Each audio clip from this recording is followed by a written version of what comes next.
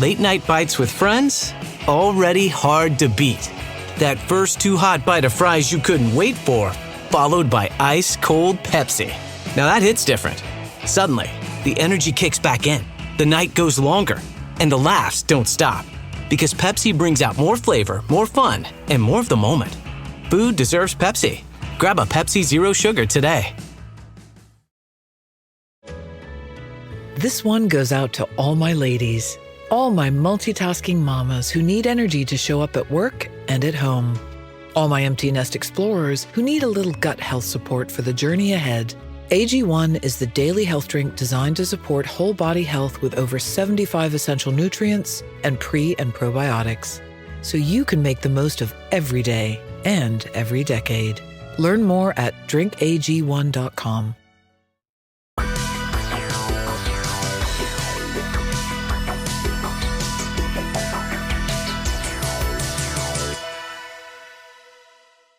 I'm Joseph. And I am Nick. This is Fish Jelly. Yeah. How are you? I'm good. How are you? Okay. Oh. We're back after a little unexpected break. Breaks are good.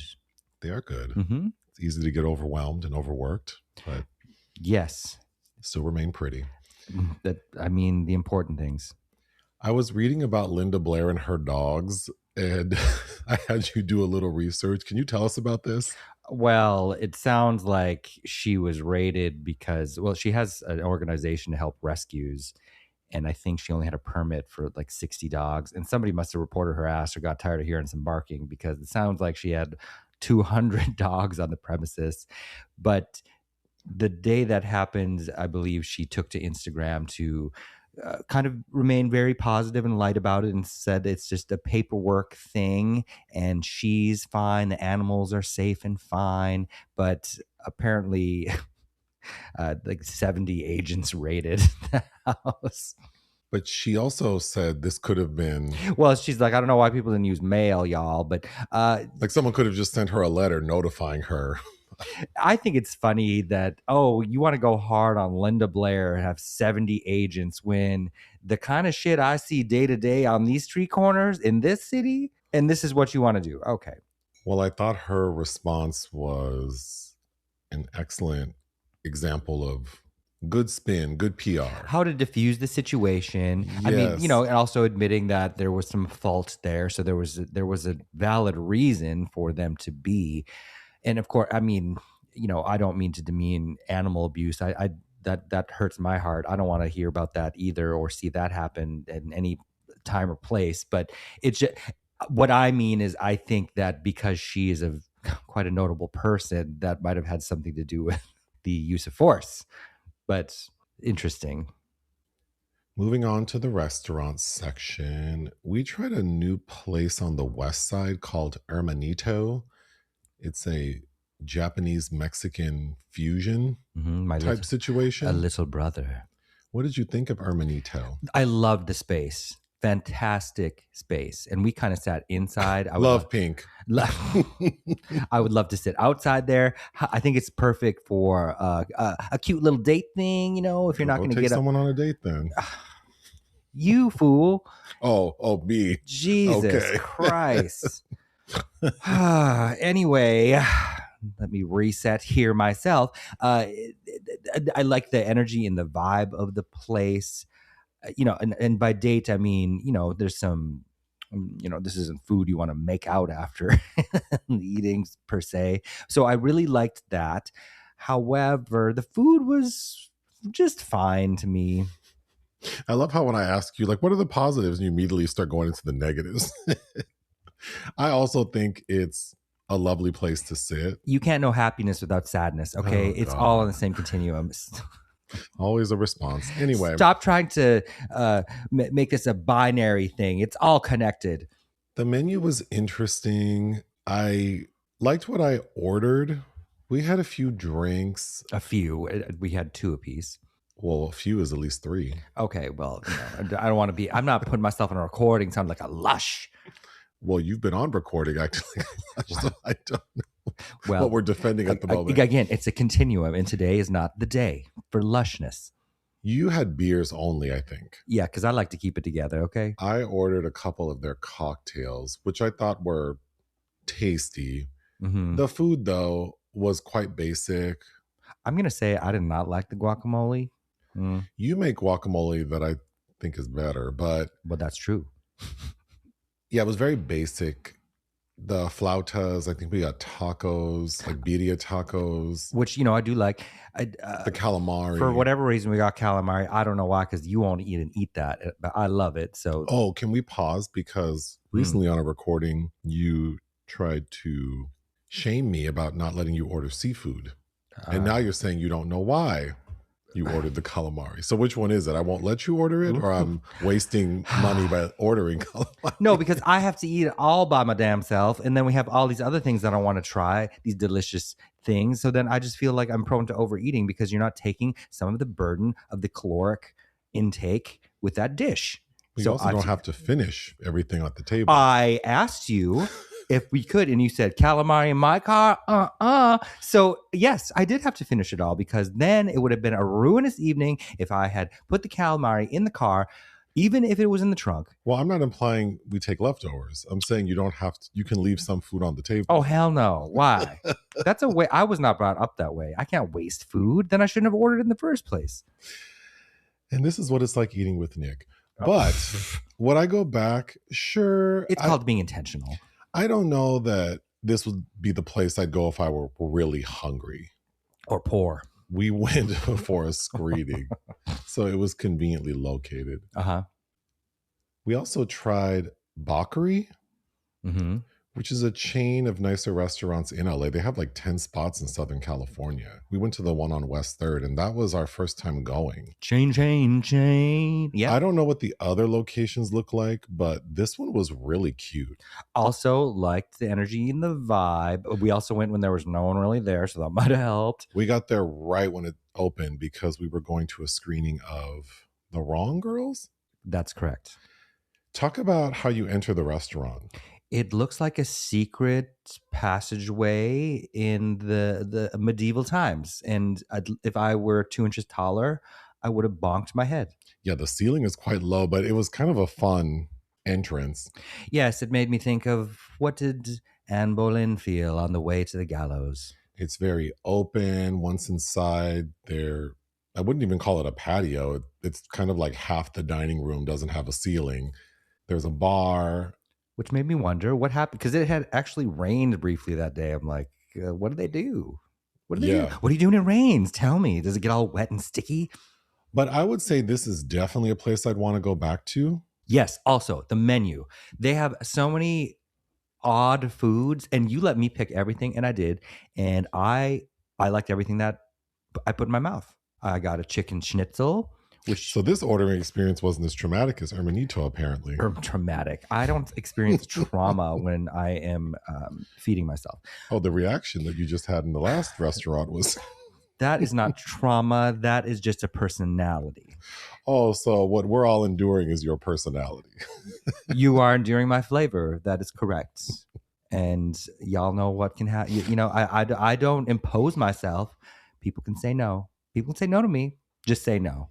No. Nancy Reagan.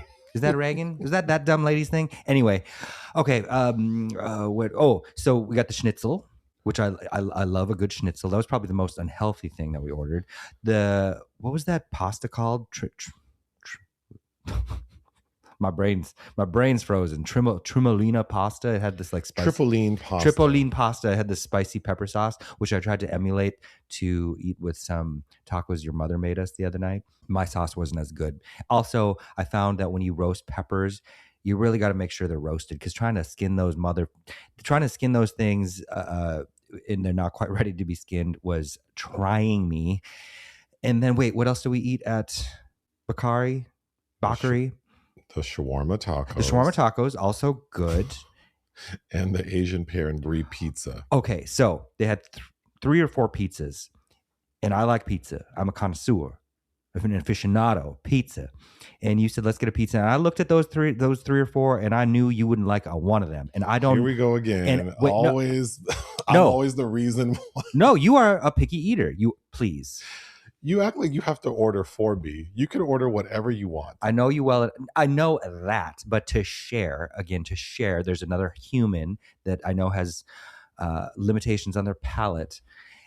So anyway, and I don't like ordering a margarita pizza. So part of these limitations are mine too, because I think a margarita pizza is kind of basic.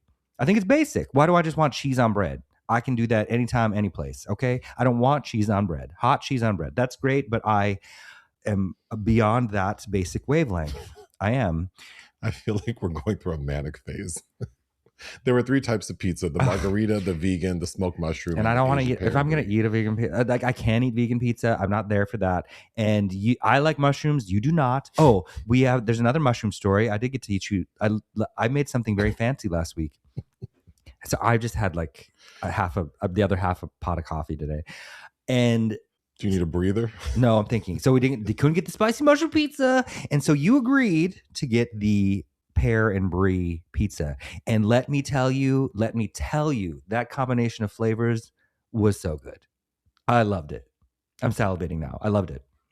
Great. And I never would have ordered that otherwise.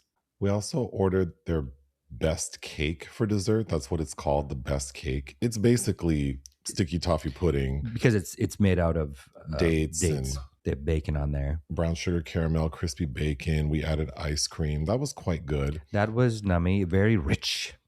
And then some beer, some sangria. That was all good. It also was happy hour. And their happy hour is great because basically everything on the menu is discounted. Mm-hmm. All the hot stuff, all the cold stuff, the pizza, and the drinks just have a discount. It's like they just really wanted us to be happy. Yeah, so you can try a lot of everything. The server recommended we get 3 to 4 items each. Oh, I think I misheard that because I felt... No, that's what he said. I remember. And we said to ourselves, why don't we start with 4, not 6 to 8? Mm-hmm. And I felt stuffed after the 4. Yeah, it was. I felt. I actually could have ordered one less thing and been satisfied. Mm-hmm. I would definitely go back. The downside, though, parking on 3rd, it's basically like 3rd in between Fairfax and Crescent Heights, not far from the Grove. Parking is limited, mm-hmm.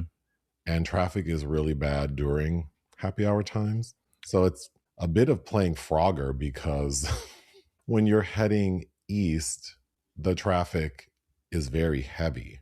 So if you see a spot, it's very difficult to sort of like make a U-turn and get it. Mm-hmm. But anyway, those are things I think about a lot. Yes, logistics. You were at an airport a couple of weeks ago and you tried LAX Terminal 3 Delta. Ludacris's restaurant. Chicken and beer. Okay, I didn't know it was his restaurant until I sat down and I was like, oh, God. Well, it's funny because when you sent me the name, the first thing I thought of is he has an album called Chicken and Beer. Uh-huh. And so, but you had already told me it was Ludacris's restaurant, but when I saw the name, that is the first thing I thought of. I was just needed a respite from the travel storm, and I was like, oh, chicken and beer. I know I'm going to find something here I like. And then I sat down and the music was like, oh, shit, like Missy Elliott. And then I saw all of these framed portraits of Ludacris and his albums. And I was like, what the fuck? And like, I had no idea sitting down. But also I had perused the menu by then. And I was like, oh my God, fried green tomatoes at the airport? What's that like? So that's what I ate. Clearly they had just been frozen because where are their green tomatoes anywhere nearby with some remoulade? And I did eat it all, and it was fine. I feel like they should have warmed it up just a little bit longer because I could tell they had just come out of the freezer. But it made, I used to make fried green tomatoes all of the time as a kid because I was grounded a lot, and my grandma had a garden, so I had access to them. And let me tell you, I do like fried green tomatoes, so that was fine. I wasn't mad, but for airport prices, I would sit there again and check it out. I had some beer too. You tried a place called Minari? So I was in Minnesota briefly. My sister bought her second home, so I try to visit her once a year. So I didn't let anybody else know that I was going. So any of those people listening, that I'm sorry. I was in and out 48 hours, just went out with her. Anyway, she brought me to 2 different restaurants. So that's how long I was there, just 2 evenings. And the first one was called Minari, kind of like the name of the Oscar-winning film. And that was amazing. We had some of their little pasta dumplings. I don't even remember what as we were sitting there, but we ordered 2 different noodle plates. One was the crab ramyeon, which has a prawn bisque, basil and chili butter and crab. And oh my God, the flavor of that was amazing. But you know what I think I've liked even more? I think I've never had as good of gnocchi as I've had there. Buldak gnocchi. It's got you. I thought I heard bull dyke gnocchi. Nope, Buldak. Now I would try some bull dyke gnocchi. Let me tell you. I will too. I would. Anyway, gochujang, braised chicken, scallions, mozzarella. The way the cheese was laid on this gnocchi, it was like the gnocchi, the noodles.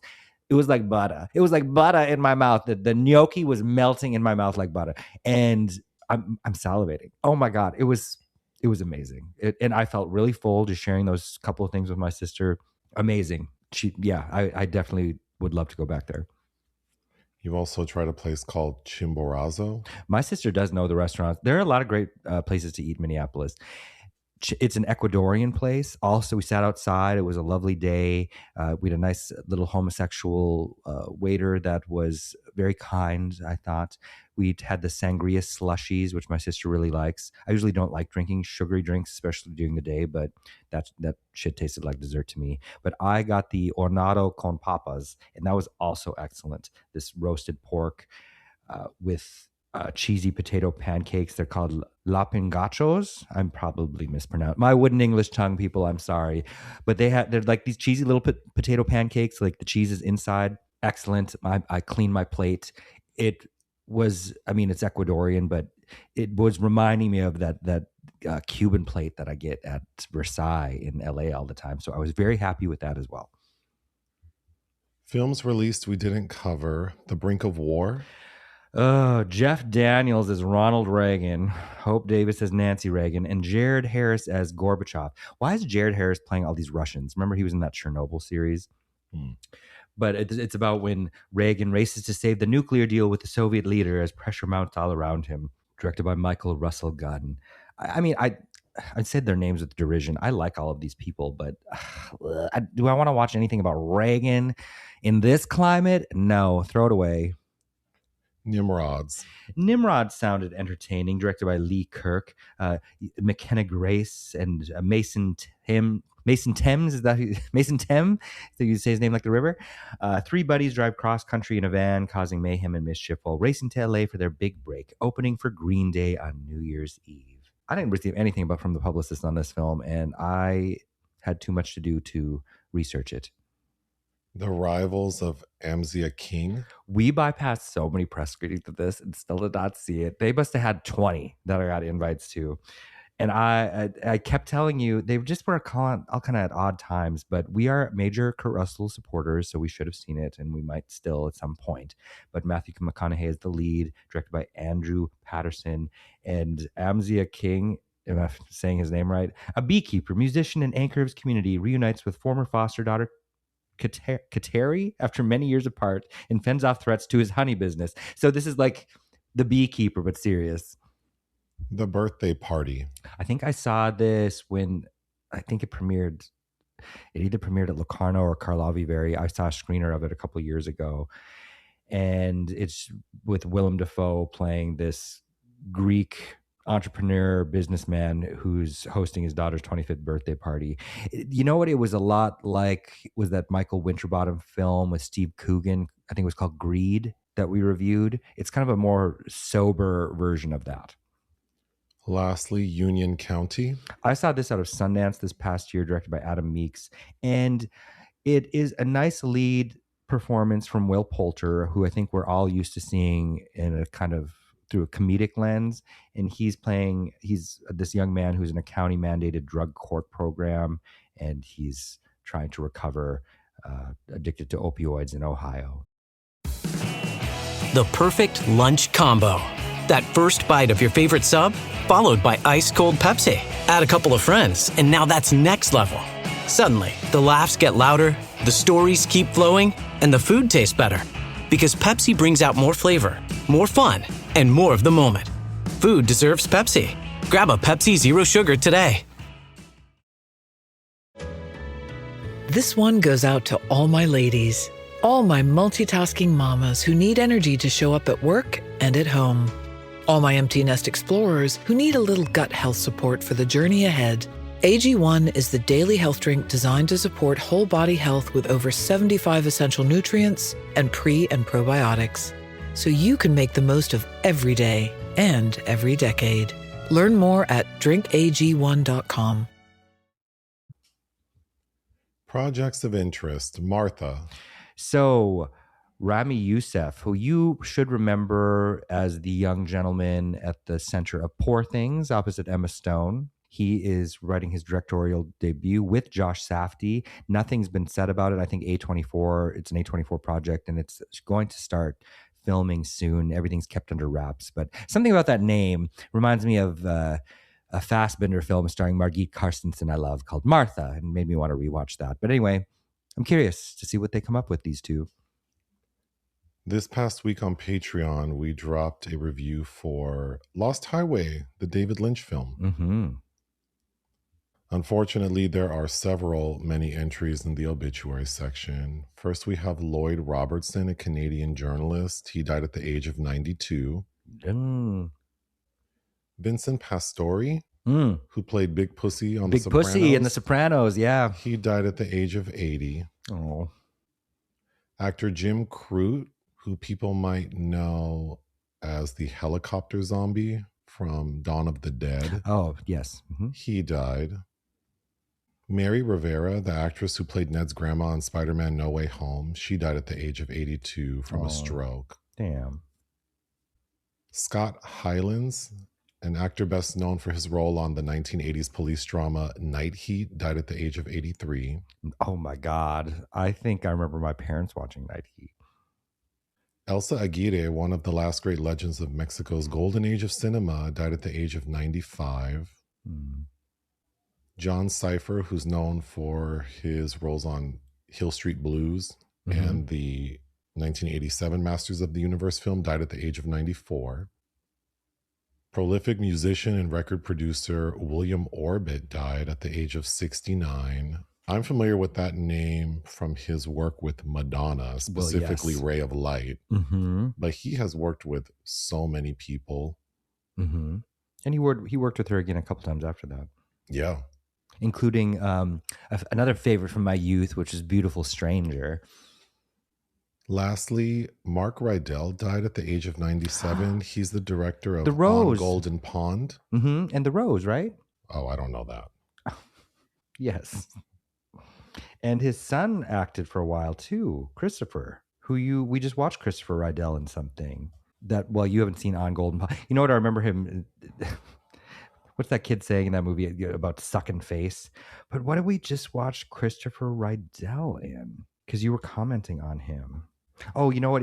He's in Mask, but it was me. I was talking about that Rosanna Arquette movie. That's Anthony Perkins' last film, and he's in. That's where I was talking about that. But yeah, Mark Rydell, you're familiar with for The Rose. The secret film this week was my choice, and I chose the 1999 German language drama Jew-Boy Levi, directed by Didi Danquart. Yes. What is it about? In 1935 Germany, Jewish cattle dealer Benjamin Levi returns to a Black Forest village hoping to marry Lisbeth. When Nazi railway workers arrive, anti-Semitism spreads through the once familiar community. Levi faces boycotts, harassment, and rejection as neighbors gradually abandon him, while Lisbeth struggles to remain loyal amid growing hatred. Why did I choose this film? A few weeks ago, we were at Cinephile Video on the West Side. For people who don't know, it's on Santa Monica Boulevard and the 405, basically. Sawtell, but yeah. It's next to, it's next to Hermanito, the restaurant we were just talking about. It's also next to a theater. The New Art. Cinephile is a cool space. I love it. I used to have a friend that worked there when we first moved to LA, when we lived in West Hollywood. And I would schlep over there, if you remember, every weekend. And he would give me free rentals. He doesn't work there anymore, so I can say that. But I would leave. I would get like 10 movies each time I was there. It's a really cool space. I believe rentals are 99 cents a day and there are no late fees. So you just keep paying 99 cents a day until you bring their shit back. But I'm also quite familiar because when we lived in West Hollywood and it was closer, I would sometimes go with you. Yeah, but the way they have curated their selections is really interesting. Yes. It's just fun to go and look at how it's set up. Obviously, it's people who love film managing everything, but I'm very familiar with the section they have. And you already used the F word once. Oh, sorry. So, wait, I thought I faded out on it. Well, I'm going to say it again because it's relevant. It's educational. It's for educational purposes. They have a section. Do you hear that, YouTube? Don't you demonetize me. We'll probably get demonetized anyway because our more recent podcast, now that we have more listeners, the ads that we get have music that's copyrighted. Oh. And they sync to YouTube. So then the ads cause them to be demonetized anyway. Really? Yeah. Oh. I know. Greed. How do we stop that? Venmo us money or join our Patreon to counterbalance this capitalism. Anyway, they have a section called Holy Fucking Shit. And it's movies that are just zany or movies you've never heard of. They're things that you would have the reaction most likely of like, what WTF? Right. And I was trying to look at some of the titles because I had you take pictures. There are titles like Modus Operandi, My Friends Need Killing, A Name for Evil, The Mafu Cage, which for people who have listened this far, they get a little treat, but that's an upcoming Patreon selection. Yes, I actually have that DVD in a stack of my own personal favorites that are in our living room. Other movies, Battlefield Earth, that seems appropriate. Big Boobs Buster, Black Devil Doll from Hell. I think that's the first movie we ever rented in that section. You were there with me at Cinephile and we were looking at that and you came upon that and we took it home and yep, that is a strange watch. The Boy Who Cried Bitch, Corey Haim, Me, Myself, and I. These sound so fun. And some of them have cases that are clearly handmade. Yes. There's a movie called It's a Bird, It's a Plane, It's Superman. I don't know what that is. Cool Cat Saves the Kids. Anyway, we saw Jew-Boy Levi. And it caught my attention because my brother-in-law's name is Levi and he's Jewish. Yes. So immediately I'm like, oh, hell no. We have to buy this. Well, because he just had a birthday, so I'm sending it to him as a present. As a joke. Well, yes, of course. That's the kind of family we are. Yes, but that's why this movie caught my attention. And I think I assumed it was going to be lighthearted fare. It's quite serious. It's serious, but if you're going to, I feel like it would work best as an educational tool you would show to sixth graders to be like, this is what hatred does. Yeah, I agree. I would say it's like if there were an after-school special version of The White Ribbon. Yes. That's what this feels like. The Nazis are coming. The Nazis are coming. Yes. It has a very soft touch. To say the least. And the lead character feels like he belongs in another movie. I think we both agreed that he looks like if you mix Eli Roth and Daniel Day-Lewis. Yeah, he's played by Bruno Cathomas, who is a homosexual. I discovered looking this person up. So I believe he was directed. You kept calling him. Do you want to say what you kept calling him? Well, I was going to finish by saying he's a nice looking man, but the characterization is giving Simple Jack. Yes, it is. From Tropic Thunder. He comes across as being a little touched. Not Ben Stiller. And I think it's kind of ruinous. Yes, because almost everything else, I will say by the time we get to the denouement, I did have feelings for what was going on. I mean, for sure. I mean, I hate watching bullshit about Nazi scum and I wish they could be eradicated forever and all of their ilk. But so to be fair, almost all of these films kind of get me. But yes, I do agree with you that he is the least interesting. He's more of just like a symbol of innocence, I think. There's actually another character we'll get to that I think the movie should have focused on. And had we eliminated Levi, whose name is Benjamin Levi, I just like the name Levi. We could have fully deleted the character from the screenplay and focused on the other one we're going to talk about. And I think this movie would have been an entire star better. Mm-hmm. but because the production value is quite good. Yeah, this premiered at the 1999 Berlin Film Festival, not in competition. Let's get into it. So Benjamin Levi is a Jewish cattle dealer who regularly travels into this isolated farming community in the Black Forest. Bavaria. So at first, he's not treated like an outsider. He's a familiar figure. We see people in the community sort of joking around with him. They're obviously doing business with him. The farmer's daughter, her name is Lizbeth. Yes, played by Carolyn Ebner, who we just saw. This is years later, but we reviewed a film called September 5th a couple years ago, 2024. Okay. With Peter Sarsgaard about the television station that the Olympics. Yes. Yeah. Where we met those in Munich. People. I think we met the screenwriter. We met the screenwriter and the editor, I think. Yeah. At the LAFCA award ceremony that year. And they were very nice to us. Yes, they were. But anyway, so we've seen her before, Carolyn Ebner. I believe this was her first theatrical film, playing Lisbeth Horger. Anyway, Levi has developed feelings for Lizbeth. So when we see him arriving to the village in the opening, he has intentions of winning her hand. Mm-hmm. So it's important to understand that at the start of the story, the village is not like this openly Nazi community. They have accepted Levi as part of their social world. So I think that's what makes this story disturbing, is that the following is the bubbling up of what we all know as history. Yes. What changes everything, though, is there is a damaged railway tunnel that we see happen early in the film. And that brings this engineer named Fabian and a group of railway workers into the area. So they're outsiders too, like Levi, but they arrive carrying the ideologies and symbols of the new Nazi Germany. Yes. The transformation isn't, this dramatic thing, as you would probably tell from the year. It's 1935. The changes that we see are subtle. There's the introduction of a radio, which this community didn't have, which I'm sure was intended to blast Nazi propaganda at a point. We don't ever really hear it, but that's what's coming. We see swastika flags in the background because the engineer is also a magician and he puts on a show. So he has the flag behind him. Engineer Kohler, played by Ulrich Noethen, who is in another very famous film about Hitler called Downfall by Olivia Hirschbiegel. And he's also in Margaret von Trotte's excellent film about Hannah Arendt.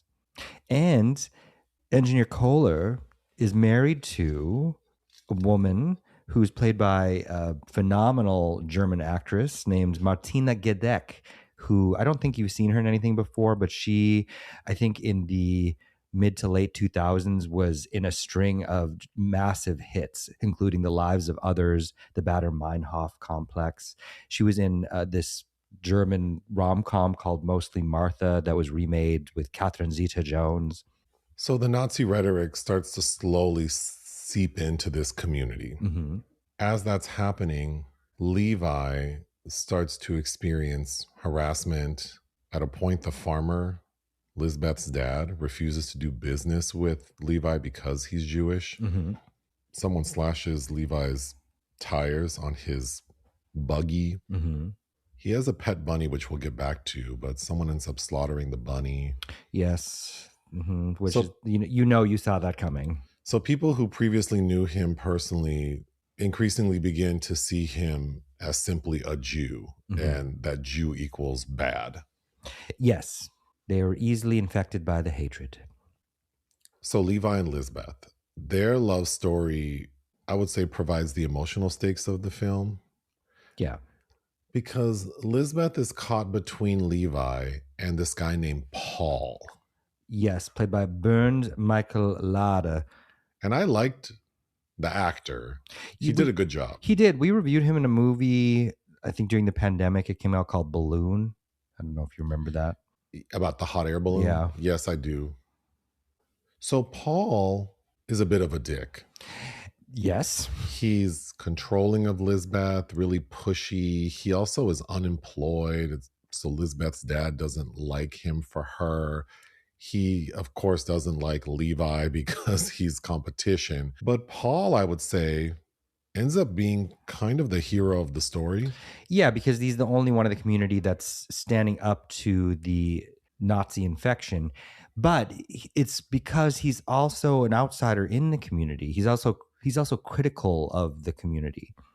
Right. So, I mean, there's something to be said about our pariahs, people. Like, what? It's because they don't want to buy into our bullshit anyway. So, based on what you're saying, that's why I think Paul would have been the better character to focus on. Well, to examine how he is he's an imperfect person, a complicated person, but it's about rising to the occasion of doing the right thing. Well, and also examining how he recognizes that this rhetoric is destructive. Yes. Mm-hmm. That would have made this film so much more interesting to me. Mm-hmm. What we get feels very paint by numbers. It is, but then, you know, when you're telling a story about what happened during Nazi Germany, and if you displace what happens to the Jewish citizens, it almost feels like they're not wanting to, like, as a filmmaker or an artist, that they're not wanting to confront it. For some reason, Fritz Lang's film Fury just popped into my mind from the 30s, which is an excellent film starring Spencer Tracy. But Spencer Tracy, this white man, is the stand-in for what they were doing to black people in this country. Lynchings, hangings. And because we couldn't show a black person be a protagonist. So I think that if Paul had been the protagonist, that would have opened this film up to that kind of critique. Sure.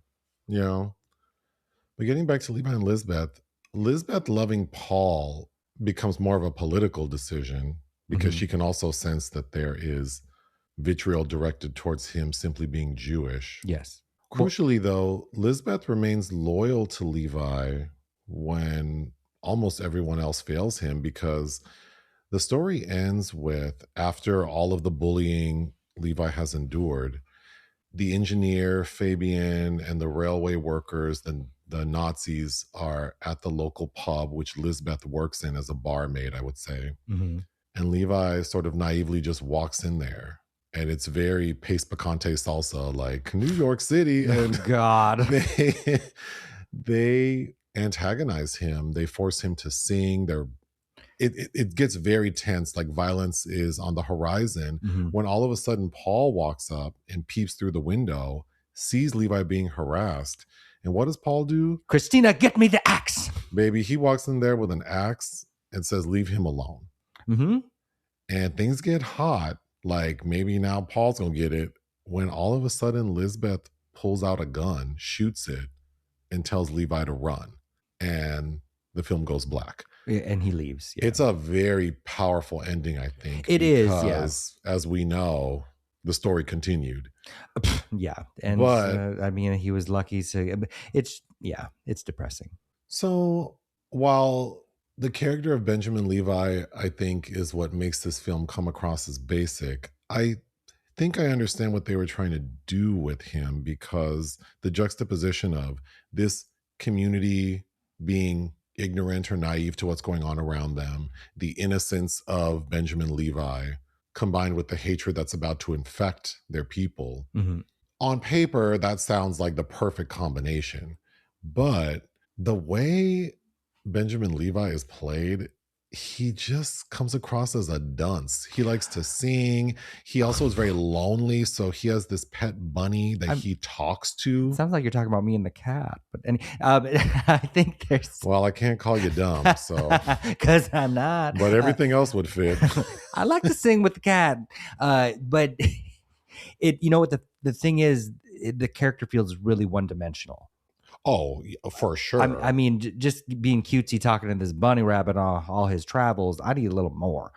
Well, I do find it interesting that they choose to make what he charges very transparent, because people ask him to get things like, oh, we didn't even talk about Elizabeth's mother, Frau who Holger. I thought looked like Paul Dano. I thought she looked like Mr. Dano as well. Dano, but without any makeup. But that is a formidable actress of the new German wave. That's Eva Mattes, who is one of my top 10 favorite films of all time. She plays the daughter of Petra in The Bitter Tears of Petra von Kant, which, if you have not seen that movie, please go out and watch that because I love that film so much. Oh my God. Anyway, and she's also in 2 Werner Herzog classics, one of which you've seen, Strocheck. I think we have a Patreon review for that, and Wojciech.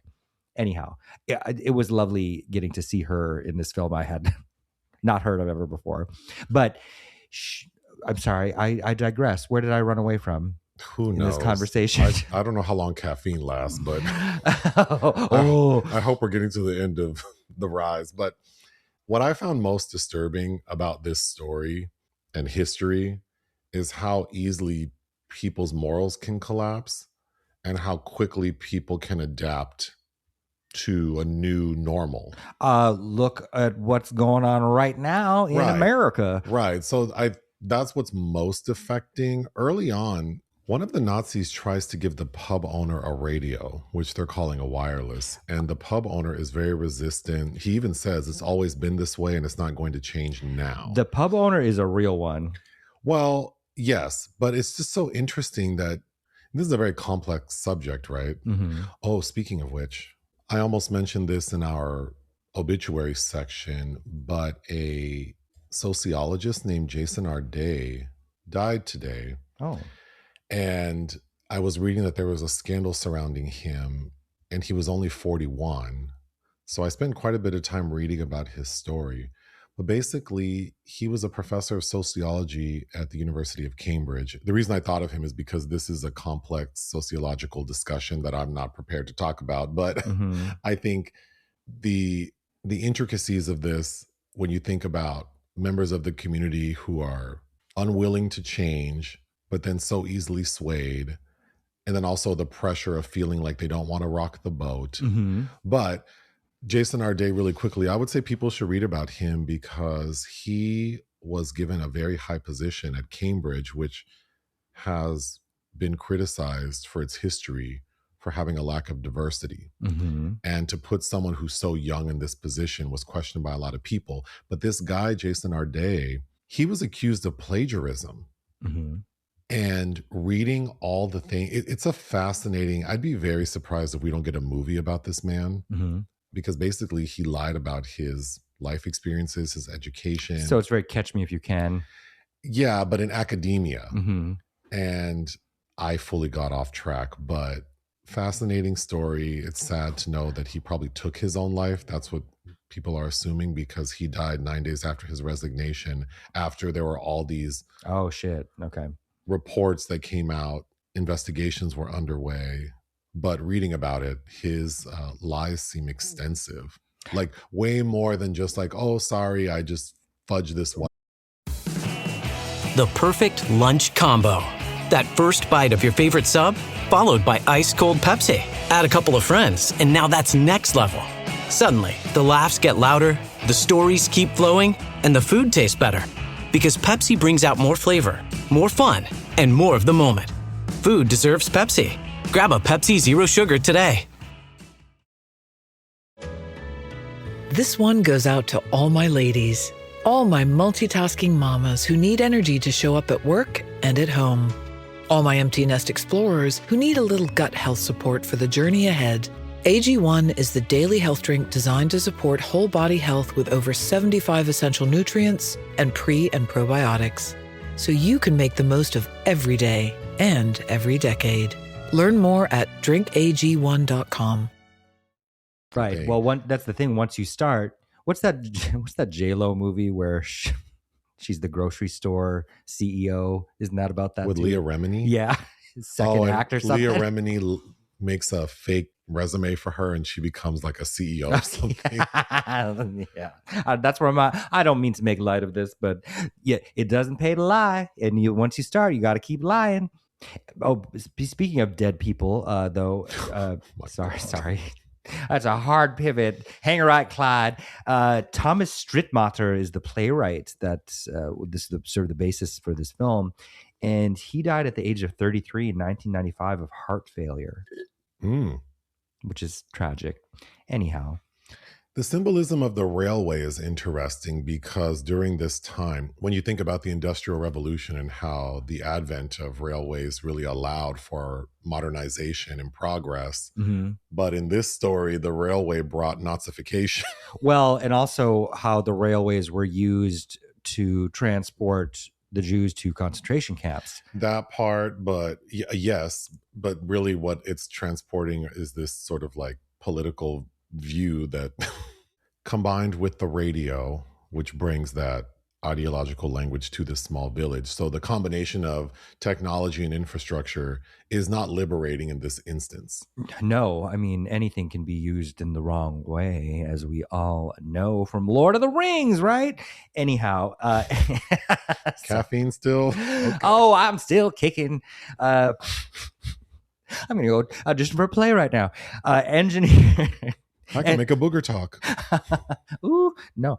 Engineer Kohler, who's a magician, so he makes them build this platform and have them all trot out there. Paul has ruins his grand finale act of lifting the rabbit out of the hat by putting a pile of shit into the top hat that Dum Kohler sticks his hand into. When he pulls his hand out, it's like, how hard were you going to grab that rabbit, hun? Because your hand is covered in shit. Paul not only sabotages the magic trick, he also takes Fabian's gramophone record player and takes it into the woods and starts playing music. Yes. So clearly antagonizing this man. I thought that was the best scene of the film. That in the end are the two good scenes. And I would say a kind of a so-so movie. But again, not without its place and importance if... considering the things I've been exposed to, this doesn't do much for me. But again, I think this would be an excellent film to show to sixth graders. I mean, there's a slight touch of sexuality because Martina Gedeck does have Paul zip up her dress at one point, but I'd say that is kind of nominal. Just I would say this is PG, lightly suggestive, yeah. And as in PG, you mean what? Pretty good. Some parental guidance, I might be required, but I don't even think it's for this light sexuality. I just think that it is important to talk about these things, even in a very general sense. The fact that these outsiders came in and caused these people to turn their backs on someone who they never had a problem with. I mean, isn't in essence, I just referenced that one of my favorite Twilight Zone episodes, The Monsters Are Due on Maple Street. That's how Twilight Zone came about. Rod Serling was trying to deal with social issues, and the TV was like, nah, we don't want to hear any of that. Oh, but what if we make them into metaphorical monsters, and then we can talk about race issues in this country? And then the Dum Dums were like, that's great. People want to see that. Well, that's why I think comedy, particularly stand-up, is so important. Well, comedy and horror, that's why queer people responded so heavily to horror, because it was considered lowbrow, and there are all these social issues we're able to deal with in things that the gatekeepers aren't recognizing as having anything to say. But I think the messaging also of being brave enough to question, I don't think violence is the answer. When someone says something you don't like, you don't go grab an axe, but symbolically the idea that like, I need to stand up and say something. Violence is not the answer. This doesn't seem right. You can't come burn down my house. Levi's characterization is clearly written to be a passive victim, but as a result, again, comes across as, it's a memorable characterization. When we meet him, he's talking to someone and you think he's talking to a woman because he's talking about Lizbeth and his feelings for her and what she might say. And then we realize that it's his pet rabbit. I do think that the ordinary, let's say, nature of this character does allow for us to understand like his essence as a human being. Yeah. And why it's so upsetting that he's treated the way he is. It actually reminded me of this another film I saw at the Berlin Film Festival in 2022, a Swiss film, I believe, called A Piece of Sky was the English language title. It's also called Drei Winter by Michael Koch, and about a romance that takes place in a similar isolated community in the Swiss Alps. Obviously, they aren't being hampered by Nazis, but there are similar tragedies that tear this couple apart, and the male lead is also presented as being kind of on the simple side. I should mention for people who didn't know what I was talking about, The White Ribbon is a Michael Haneke film. Yes, Who I 2009. was just reading has retired. Yeah, he's made his 10 movies. He was trying to, after Happy End in 2017, there were a couple projects that came up, even a miniseries he was going to direct, and they all fell through. He's quite old, though. What? He is. He is. I mean, how old is No, Michael? I believe you. It's just the way you said it. Well, I mean, Like, I need you to know. he's It reminded me of on Martin when Shanae would confront Gina, and one time she goes, "I don't like you, and you know that." Anyway, the White Ribbon. He's 84. I mean, I would love him to do nothing. You know, Isabel had hinted at something. He's worked with her. Well, you've seen Piano Teacher, Time of the Wolf. You haven't seen Amour or Happy End. So 4 times, I think. Am I missing one? Anyhow, I would have loved them to work together again. Anyway, the premise of the White Ribbon is strange events happen in a small village in the north of Germany during the years before World War One, which seemed to be ritual punishment. Who is responsible? But a very similar environment to Jew-Boy Levi, but in the White Ribbon, it is stark, it is depressing, it's disturbing. It's because it's about these little kids. It's basically showcasing the attitudes that allowed that resentment to breed the Nazi regime. Yeah. Well, it's these little kids being indoctrinated. Yeah.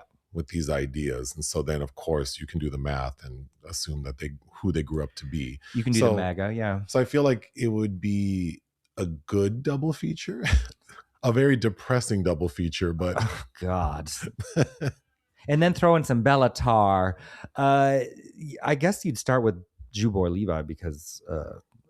No, I feel like you'd need a pick-me-up. Oh, I don't know. Is that's the pick-me-up? Well, if I had to pick between the two. Which reminds me of, what's that Roberto Benigni? Unless you want to do a triple feature and end with Inglourious Bastards, I don't know. Oh, yeah, I'll get some revenge on this Nazi scum. Actually, I was thinking it's interesting this comes out in 99 because it is a year after the immense hit that was Roberto Benigni's Life is Beautiful, which is one of my least favorite films ever made about the Holocaust.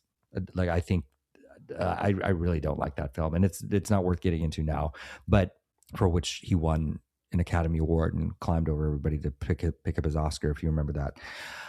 I don't mind Roberto Benigni. I don't like that film. I thought that film was a tasteless way to process that period of history. Anyhow, it's now I'm getting mad. But why don't you just sit still for a minute and compose yourself and take a few deep breaths? I'm fine. No more sips of coffee. I'm done. The glass is empty. There's more in the pot. Tapping on a cup. Is that how people know it's empty? Is that audio evidence? Will this be used in court? The coffee had definitely been done by 5:31 p.m. If you keep banging your pots, you won't have any more pots to bang on. It's a nice Michael Caine Dirty Rotten Scoundrels reference. Okay. Get the genital cuff. Okay. Here, give me a minute. This movie is based on a play by Thomas Strittmatter. It's probably more like Strittmatter. I just told you he died. Yeah. Okay. Strittmatter constructed the story from recollections and stories told by his family and neighbors about an actual Jewish cattle dealer named Levi. Mm-hmm. So although it's not a straightforward biography, it is inspired, obviously. It was shot in the Southern Black Forest in 1998 on 35 millimeter. It does feel like I'm where I'm supposed to be. It does, yeah.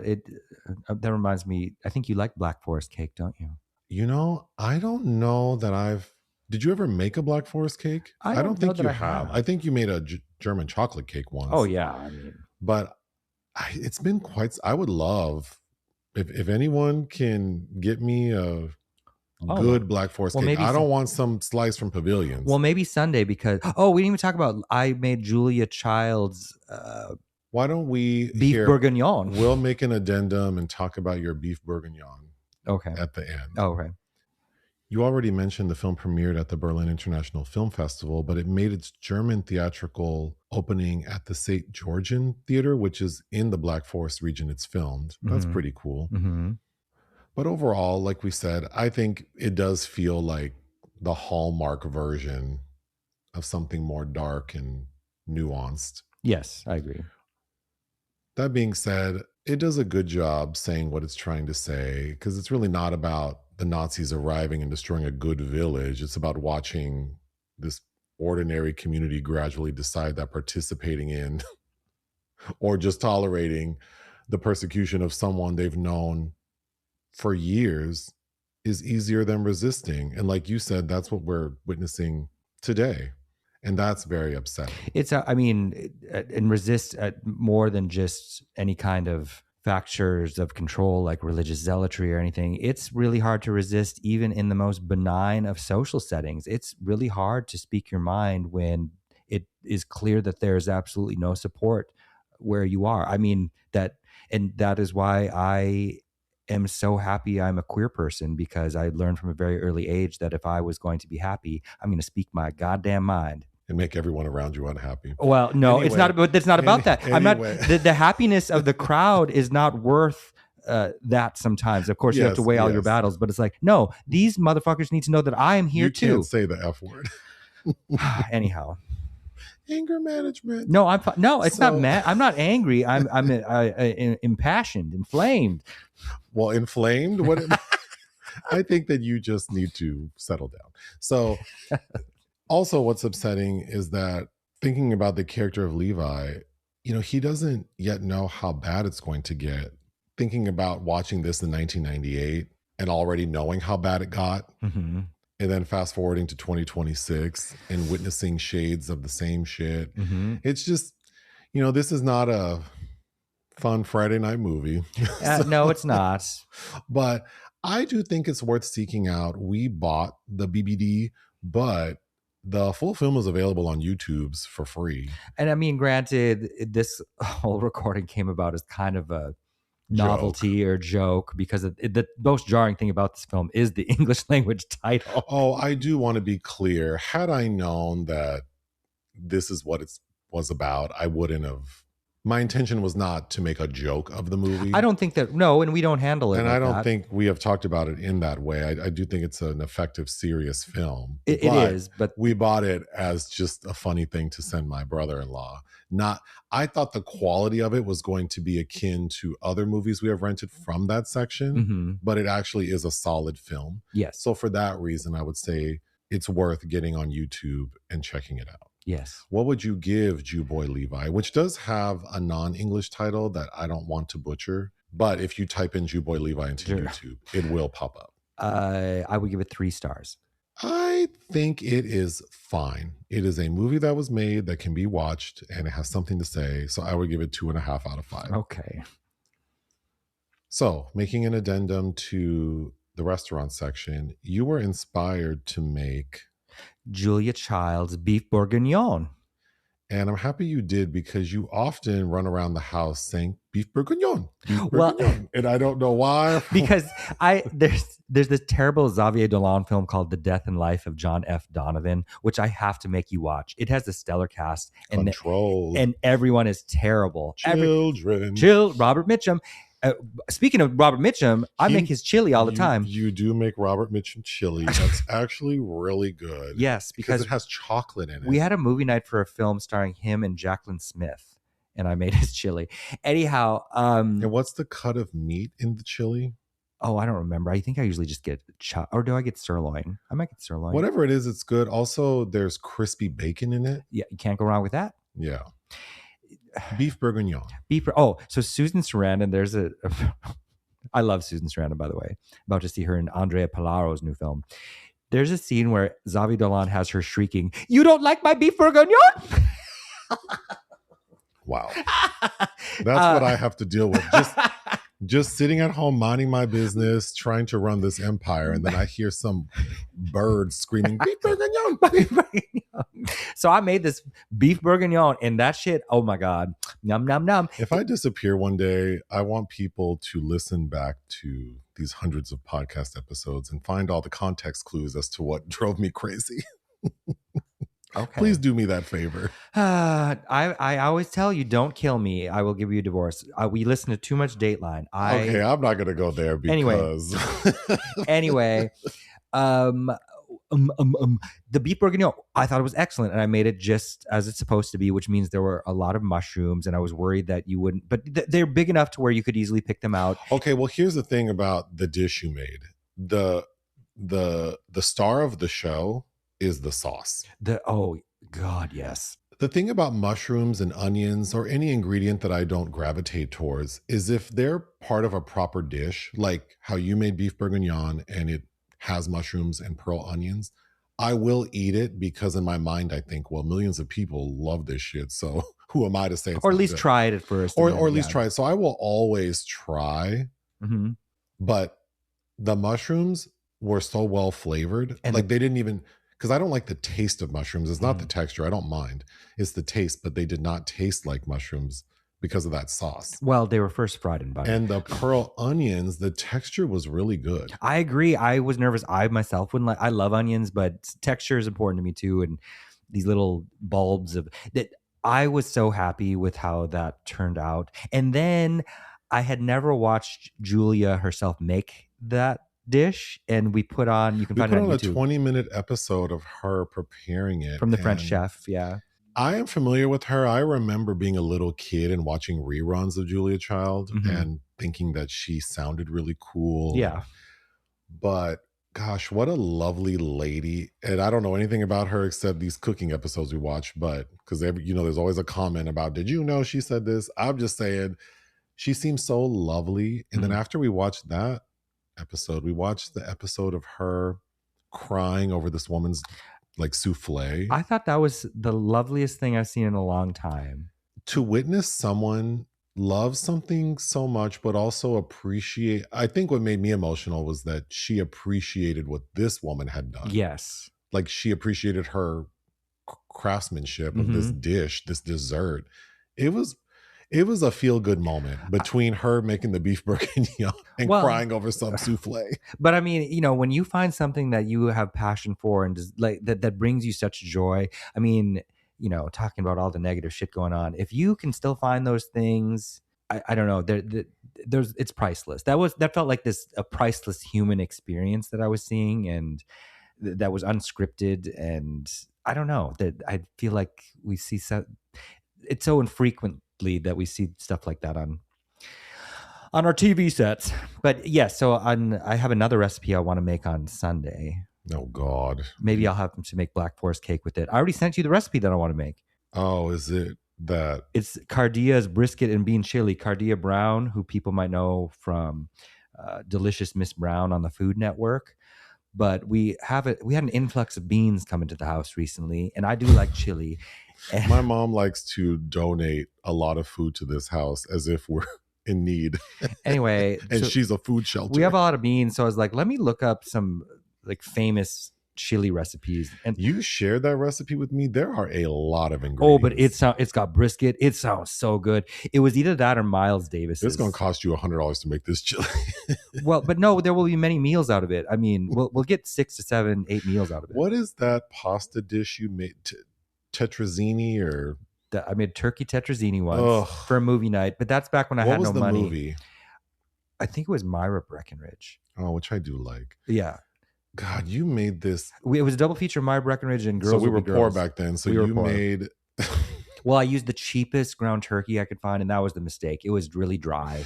Oh, and then the pasta. I was making food for like 15 people too. And so you made like a summer camp's portion. I did. And then you won't throw food away, so you just ate this pasta for like a week. Yeah, I refused. But I did. I ate it all. I never made that recipe again. You need to work on your generational trauma. But anyway, what are you reading right now? I am knee deep in Giant by Edna Ferber, much to the delight of the two people, friends, my old friend who I've known since 2003. God, have we known each other that long? I agreed to do an ersatz kind of book club with them. And I had an idea. Yeah. That I wonder. Oh, broadcast it, because they're probably going to listen to this podcast, and then before I even approach it, they'll be. I was thinking it would be fun if you all, for your next book, offered up that selection to everyone on the podcast, because over the years, talking about the books you're reading, people have messaged numerous times saying they'd love to be in a book club with you. I thought, what if you announce what that book is, and then say on this date, whatever, 3 weeks from now, there can be sort of a live video call. A public forum. where people can witness you all talking about the book. They can interject. I mean, I've never been part of a book club, so who knows? I might be a nightmare. I don't think I'll ever try to be. Well, but I think people know how you are listening to you interact with me. Well, I'm probably, you know what? To be fair, I'll probably be on better behavior because. Oh, so you acknowledge that you're difficult. I don't think I'm difficult. I just think that I should. Well, what does better behavior mean? Well, I don't think. What's the less good I don't think that behavior? I should have to diminish myself to you, the person in the world that knows me the most. What? You want me to? You want the half of me? This is crazy. Anyhow, actually, so what? I shouldn't have to pretend to be somebody else with you. Not that I am with my friends, but like, and whatever. That's a different conversation. Yes. We had. But I'm knee deep in Giant, which I am enjoying. I also had to, because I finished the Shards. What I was going to finish saying is, if that sounds appealing to people, that could be something that might be fun. I don't know what platform it would be. I don't know that Zoom. I don't know. Well, I'd have to talk to Sean and Ted and see what they think. And I also had to make a brief pit stop to read White Knight by Dostoevsky this week. I had to do it, y'all. I did. I like Dostoevsky, and I'd never read that short story. And I was supposed to do when you die, I'll keep your Dostoevsky books. Oh, okay, well, and then burn them. You know that beautiful, my favorite bookcase that I have, that round one that you got all mad that I bought while you were out of town once, that I have organized by author. All my Dostoevskys down there in a stack. Anyhow, I had never seen Visconti's version of it from 57. Why was I mad? In the last house, you popped up back home and you were like, "What is this?" I was upset because you bought a very large piece of furniture without asking me. Which is not the first time you've done something like that. No, I did only one other time, and there was the framed picture of the Walter Hill McNulty film. But it's not just a framed picture; it's a portrait that's the size of a wall. Yes, but you just brought it home. But now we are in a house now where it looks really lovely on the wall. It's on. Mm-hmm. Anyhow, but I haven't done that again. I would consult you. I do have some frame posters that have been sitting for years, by the way, now that I think of it, that I would like to consult you about framing again one day. But anyway, I'd like to invite you to get your own place. You can put up whatever you want. Anyway, you're reading Giant. I'm reading Giant, and then I need to finish it quickly because I want to pivot directly to Virginia Woolf's Night and Day, because there's a new film version coming out about that. And I have to believe that it can't be good as the original text. And I love Virginia Woolf. So I really want to get that done before I go to Venice. Anyway. All done? Yes. Oh, no, we're not done because I don't know what we're doing next week. What are we doing next week? Oh, there's the new Insidious film. I don't have anything on the calendar. Dang. I do. No, I don't. You don't have that on there? No. I'm sure you told me and I missed it. I sent it to you, and I also really want to see that film by Agnieszka Smoczynska, Hotspot, with Noomi Rapace. Oh, well, get your ticket. No, we have an invite to it. Oh, well. This is where you don't pay for tickets. I haven't agreed yet, so we'll see. Okay. And I think there are a couple things I asked you about. There's that Andrew Garfield film, The Magic Faraway Tree, that looks like a train wreck, but I do like Andrew Garfield. I know you do. So there's that Franz Kafka biopic by the other Agnieszka Holland, which I do have a screening link for. And I don't know if we'll get to it, but there's there's a movie with Tiffany Haddish. I do want to. That one I would watch. Who is in it? It's Tiffany Haddish, Devon Sawa, and Maggie. I'm sorry, y'all. I don't like Maggie Grace. I think she's so boring. But there is a movie with them and somebody else who seems Looney Tunes to have been tossed together, and it's called The Girl in the River. I'm interested in that. And I also just sent you. We got information about this Samuel Jackson, Ava Green film directed by Martin Campbell, who at one time was, he directed Casino Royale, James Bond. He was Edge of Darkness. Anyway, Martin Campbell. But you should look at the poster art. Sammy Jackson. I did. And that's why I didn't respond. I wrote a script at one point for something that I wanted in my fantasy mind to star Ava Green and Isabelle Huppert as her mother. Ava Green, if you're listening, Nick has a script for you. I do remember that. Yeah. Are there any millionaires listening? Would they like to? Well, first and foremost, fund my escape. Second, fund a long trip with Nick so you can validate my feelings. Third, fund this movie Nick wants to make. I remember sending it to Isabel's people, and They did respond when I brought up that I thought it would be a good fit for David. This is a decade ago. A good fit for David Cronenberg, and they're like, "Is Cronenberg interested in doing this?" I'm like, "Well, I haven't talked to him." That was all I heard. but I could if Isabel says she's interested. If Isabel wants to do it, that's how things get made. That you never know. It's basically racketeering and a Ponzi scheme. Basically, her character was that's what you got to do. Oh, that was the one Marco Dutra almost was kind of interested in. Had a nice reaction to my script, but because it probably will never get made, I might as well say it. She was going to be a cult leader in Montreal. And basically, she's a witch, and her character name, which I always loved, was Madame Letrue, which is the hole. It could still get made. I love that name. Again, yeah, you never know. There's a millionaire out there. You can feel free to email us. Mm-hmm. Now we're all done. Yes. Ta-ta.